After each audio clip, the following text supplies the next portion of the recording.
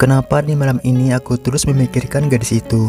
Wajahnya seakan sulit untuk dilupakan dari benak ingatanku. Besok aku akan memberanikan diri untuk berkenalan secara langsung dengannya. Malam ini begitu terasa panjang menantikan hari esok. Dengan mencoba memejamkan kedua mata, berharap agar malam ini segera berakhir. Ini adalah hari keduaku masuk kerja. Dengan perasaan bahagia campur rasa sedikit takut untuk mendekati gadis itu, aku coba mengulurkan tangan dan menyebut namaku Rangga. Seketika gadis itu menoleh ke arahku dan menyebut tanganku. Puput, itulah nama yang ia ucapkan. Dia adalah seorang kasir Indomaret di sini. Wajahnya sangat imut itu yang membuat aku merasa penasaran. Di pagi itu kami pun mengobrol berbagi cerita. Ternyata Puput sudah 3 tahun bekerja di sini.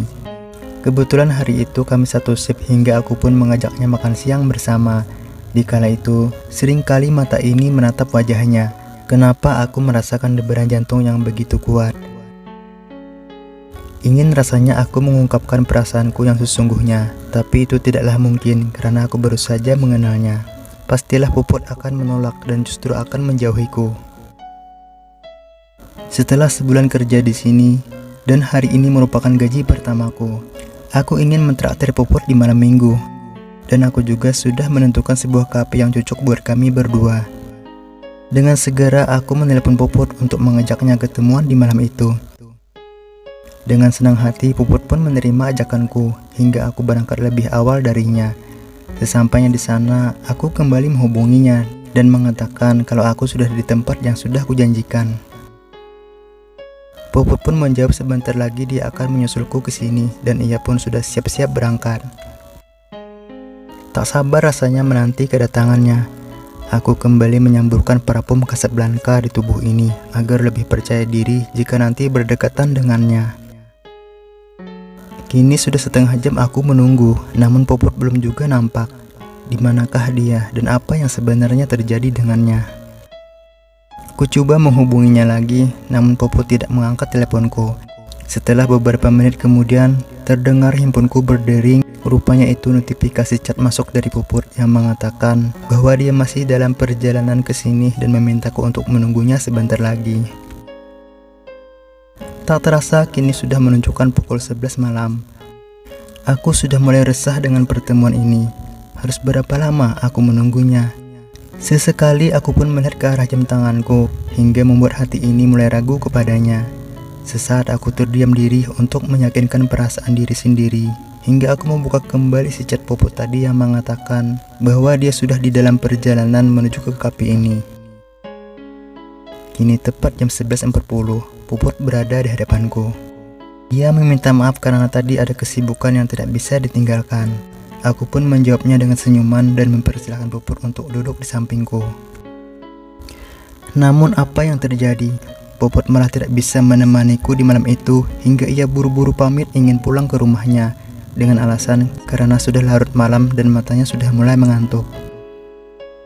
Dengan perasaan kecewa di dalam hati ini, aku mencoba menahannya dan mempersilahkan untuk pulang duluan.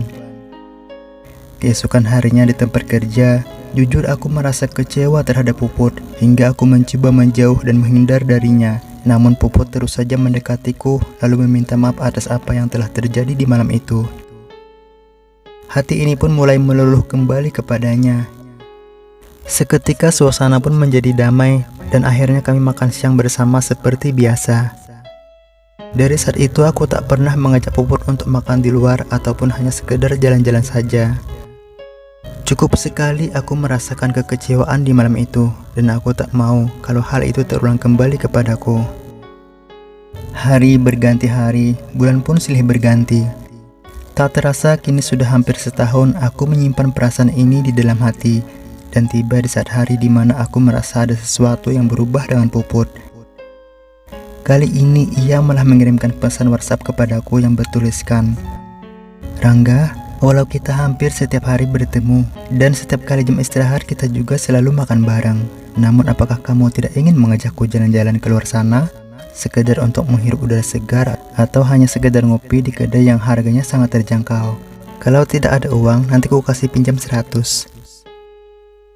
Ini benar-benar membuatku merasa tak akan percaya. Setelah sekian lama aku menunggu waktu seperti ini, walau di hati ini sebenarnya masih ada keraguan kepadanya. Namun kali ini Puput meyakinkanku dengan cara langsung menjemputnya di rumah. Setelah sampai di titik lokasi Sherlock yang ia kirimkan, segera kubunyikan klakson berharap Puput segera menemuiku. Tak lama setelah itu, Puput pun menghampiriku dengan wajah yang penuh pesona, hingga membuatku semakin bersemangat di malam itu. Sebelum kami berangkat, Puput meminta aku untuk izin terlebih dahulu kepada orang tuanya. Hal itu tentu saja tidak menjadi masalah bagiku. "Rangga, aku sangat bahagia bisa jalan seperti ini denganmu," ucap Puput di belakang sambil mengerahkan pelukannya kepadaku. Kata-kata itu sungguh membuat aku merasa bahagia. Aku pun memegang tangannya dengan tangan kiriku. "Aku juga sangat bahagia bisa jalan denganmu, Put," jawabku kepadanya. Di saat itu akhirnya di penghujung percakapan, Puput bertanya kepadaku dengan pertanyaan yang cukup membuat jantung ini berdebar semakin kencang. "Rangga, apakah kamu menyukaiku?" Sesaat aku terdiam memikirkan tentang perasaan ini. "Put, sejujurnya aku sudah lama menyukaimu, namun aku tak berani mengungkapkannya," jawabku sambil memegang kedua tangannya. Puput tersenyum dan berkata, "Aku pun begitu, Rangga. Namun aku sadar kamu itu terlalu baik untukku," ucap Puput dengan wajahnya tertunduk. "Dari jawaban hatimu yang paling dalam, apakah kamu bersedia menjadi pacarku?" tanyaku sambil mengerahkan genggaman tangan padanya. "Iya, aku mau banget," jawab Puput. Hingga di malam itu, ia memeluk tubuhku dengan sangat erat, dan akhirnya kami pun jadian. Malam semakin larut, dan aku pun berniat untuk mengantarnya pulang ke rumah. Namun ia menolak untuk diantar, dengan alasan pintu rumahnya jam segini pasti sudah dikunci oleh orang tuanya. "Put, bukankah kita pernah bertemu di malam hari? Tapi kamu masih bisa pulang kan? Dan bahkan lewat dari jam ini." Sesaat Puput terdiam, lalu mencoba mengingat-ingatnya kembali tentang waktu itu. Namun Puput mengalihkan pembicaraan dengan keinginannya yang ingin mencari kamar motel. Dan Puput juga meminta aku untuk menemaninya di malam itu. Aku sebagai lelaki yang tak ada kata ternoda oleh perempuan, tentu saja mengiyakan permintaannya, hingga sampailah kami di sebuah kamar motel. Puput yang terlihat begitu capek langsung merebahkan tubuhnya di atas kasur. Lalu aku pun ikut merebahkan tubuh ini tepat di sampingnya. Kami saling memandang dengan hiasan bibir saling tersenyum. Sesaat kesunyian pun terasa mencekam di malam itu, hingga membuat aku benar-benar lupa akan segalanya. Musik!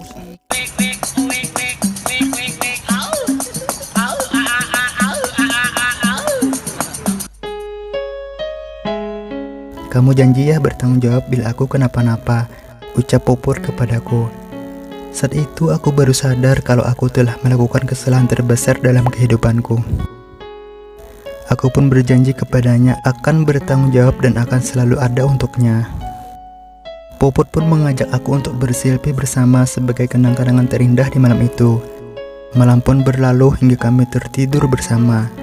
Di pagi harinya aku langsung mengantarkan Puput pulang ke rumahnya. Sesampainya di sana aku sudah disambut dengan tatapan tajam oleh kedua orang tua Puput.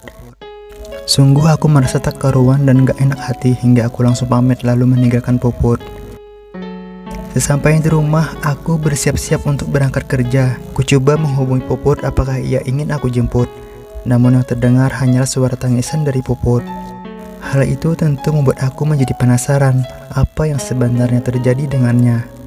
Puput pun menjelaskan bahwa importnya di malam tadi telah diketahui oleh kedua orang tuanya. Puput pun meminta aku beserta kedua orang tuaku untuk datang nanti malam ke rumahnya. Pikiranku mulai tak karuan. Aku benar-benar merasa terbebani dengan masalah ini. Apakah aku harus kabur dan menghilang untuk selamanya dari kehidupan Puput atau bagaimana? Namun di sisi lain, aku tak tega bila sesuatu yang buruk akan terjadi kepada Puput, karena aku tulus mencintainya dan aku juga tak mau bila kehilangannya begitu saja. Waktu pun terasa begitu lama. Aku berharap agar malam segera tiba, biar semua rasa gundah di hati ini akan segera terselesaikan. Di malam itu kedua orang tuaku pun ikut ke rumah Puput. Keluargaku disambut baik oleh keluarga mereka. Sungguh di luar apa yang kukhawatirkan selama ini. Rupanya terjadilah kesepakatan antara orang tua bahwa antara aku dan Puput akan segera dinikahkan. Asyik. Itu semua demi menjaga nama baik keluarga Puput dan juga nama baik keluargaku. Hingga tibalah hari di mana resepsi pernikahan kami diselenggarakan. Ini tepat di sampingku seorang pujian hati dengan gaun merah mudanya. Kupegang erat kedua tangan Puput lalu kubisikkan kata mutiara kepadanya bahwa aku sangat bahagia dengannya. Sesaat Puput menatap wajahku hingga ia memeluk erat tubuh ini, tanda ia juga merasakan kebahagiaan yang sama seperti yang kurasakan. Namun tiba-tiba pandangan kami teralihkan dengan sumber suara dari seorang laki-laki dengan pakaian yang begitu rapi. Ia pun berkata kepadaku, "Selamat ya, karena kamu sudah berhasil merebut Puput dariku hingga berhasil menikahinya." Sesaat aku terdiam membisu. Aku berusaha mencerna dengan lontaran kata-kata yang barusan lelaki itu ucapkan kepadaku. Belum sempat aku merespon atas pernyataannya tadi, tiba-tiba lelaki itu mendekati Puput dan menyentuh perutnya. "Tolong ya, jaga anak kita dengan baik," bisik laki-laki itu kepada Puput. Seketika emosiku langsung meluap bagi gunung berapi yang siap untuk meledak. Namun aku berusaha untuk tetap bersabar, karena tak mungkin acara resepsi pernikahan yang harusnya membuat kami berdua bahagia malah dirubah menjadi sebuah duka. Selain itu aku juga tulus mencintai Puput apa adanya, walaupun anak yang di dalam kandungannya bukanlah anak dari darah dagingku. Kalau kamu suka dengan cerita ini, tolong kasih komentar dan subscribe ya. Thanks for watching, dan ditunggu kembali video selanjutnya. Bye bye.